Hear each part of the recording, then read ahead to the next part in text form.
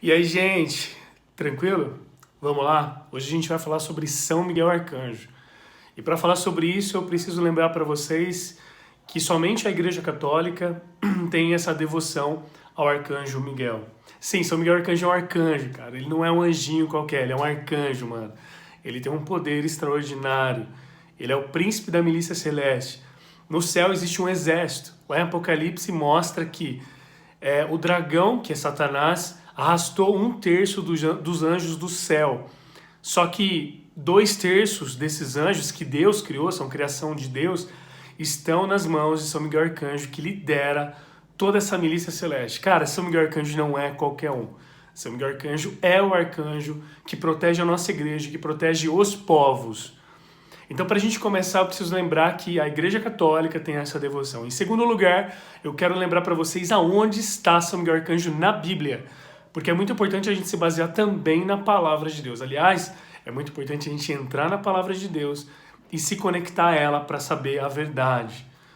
Então, na Bíblia aparecem 3 arcanjos, basicamente. Rafael em Tobias, Gabriel na Anunciação, principalmente no Evangelho de Lucas, na Anunciação de Maria e também em Zacarias.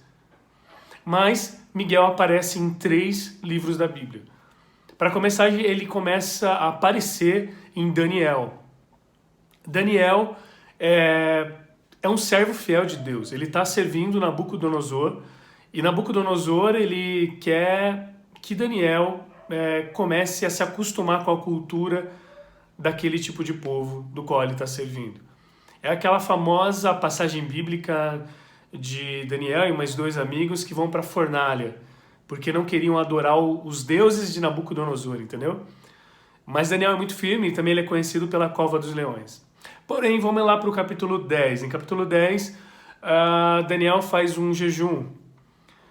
E acontece que Gabriel, os estudiosos e teólogos dizem que Gabriel está conversando com Daniel naquele momento, porque Gabriel é o arcanjo da anunciação. Então Gabriel quer dar um anúncio para Daniel. E nesse anúncio ele diz o seguinte, que em 21 dias o príncipe da Pérsia, certo? Um anjo demoníaco tentou resistir ele para que ele não conseguisse transmitir a mensagem que ele tinha que dar para Daniel. Curiosamente, ao mesmo tempo que Daniel ficou em jejum. Só que Gabriel não é um arcanjo de batalha, né? Ele não é um arcanjo de luta. Então, obviamente, ele não lutou com o príncipe da Pérsia. Mas no capítulo 10 diz que ele pediu ajuda para um arcanjo, um anjo, que é Miguel. E Miguel batalhou por ele enquanto ele estava ali dando o recado. Então ele aparece nesse momento. E em outro momento também no capítulo 12. Mas aí eu convido você a ler todos os capítulos de Daniel, que com certeza você vai aprender muita coisa, além de São Miguel Arcanjo também, né? Bom, muito bem, continuando, ele aparece também em Judas 9, no capítulo 9 de Judas, Miguel aparece lutando pelo corpo de Moisés junto a Satanás.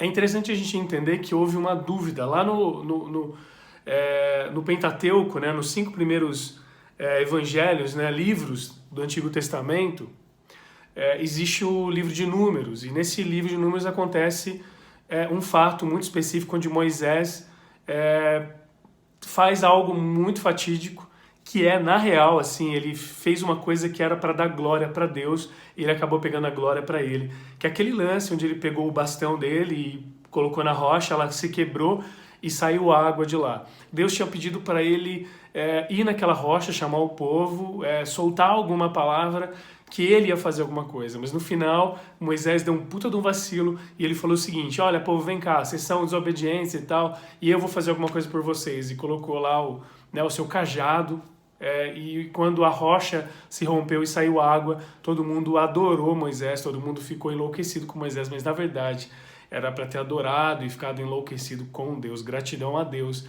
e não a Moisés. E por ter feito isso, por ter tirado a glória de Deus, logo esse fato ter acontecido, Deus conversa ali com Moisés, junto a Arão, e fala assim, Moisés, por causa disso, por você ter sido desobediente, você não vai chegar à Terra Prometida. Você não vai entrar nela. Na verdade, não é chegar, não vai entrar.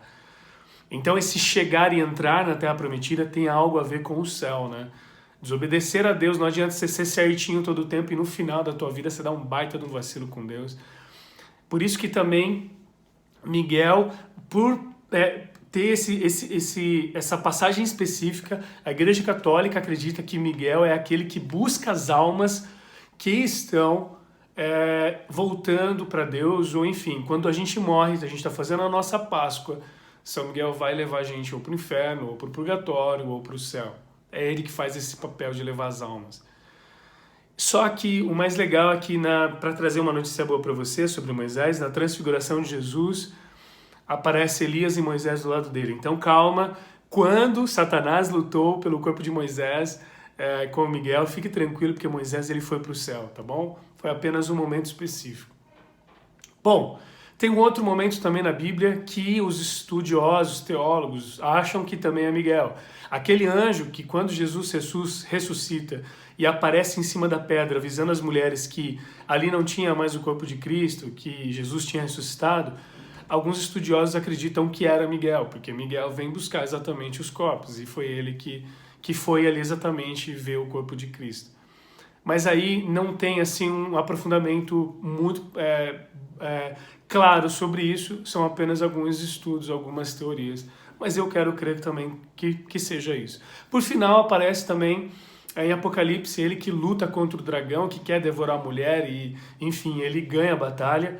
E o nome São Miguel, na verdade, o nome Miguel vem de hebraico Micael, que significa quem como Deus. Então, na verdade, quando Lúcifer não quer servir a humanidade, não quer servir a Deus servindo a humanidade, ou seja, quando Lúcifer sabe dos planos de Deus e ele sabe que ele tem que servir alguém inferior, que somos nós, o ser humano, e ele nega Lúcifer, que era aquele que estava na presença de Deus, ele acaba perdendo o seu posto para aquele que se mostrou humilde, que é São Miguel Arcanjo. Porque quando ele diz quem como Deus, na verdade é um grito que ele solta para Lúcifer.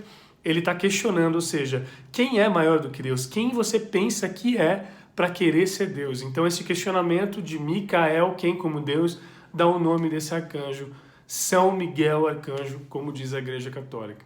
São Miguel Arcanjo não é qualquer um. São Basílio, que é um santo da nossa Igreja Católica, diz que ele é o maior de todos os arcanjos, de todos os anjos, porque ele tomou a posição de Lúcifer, que era, na verdade, aquele que estava ali junto de Deus o tempo inteiro.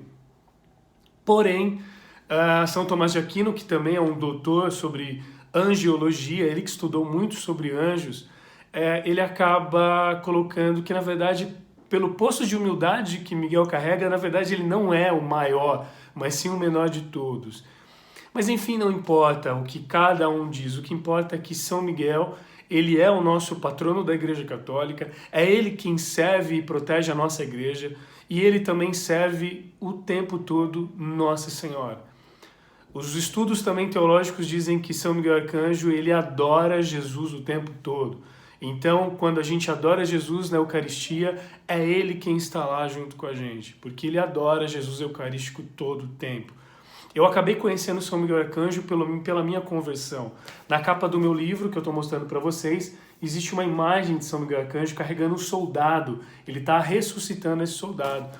E essa imagem eu encontrei um dia na internet, e ela é uma estátua real, que está numa cidade chamada Filadélfia, lá nos Estados Unidos, no Museu da Segunda Guerra Mundial. Walter Hancock, que fez essa imagem, ele lutou na Segunda Guerra Mundial e, segundo ele, ele viu um anjo grande que descia e ressuscitava alguns soldados que estavam bem na linha de frente. Então, quando ele saiu e sobreviveu à Segunda Guerra, ele acabou fazendo essa imagem em homenagem àquilo que ele viu, à fé dele.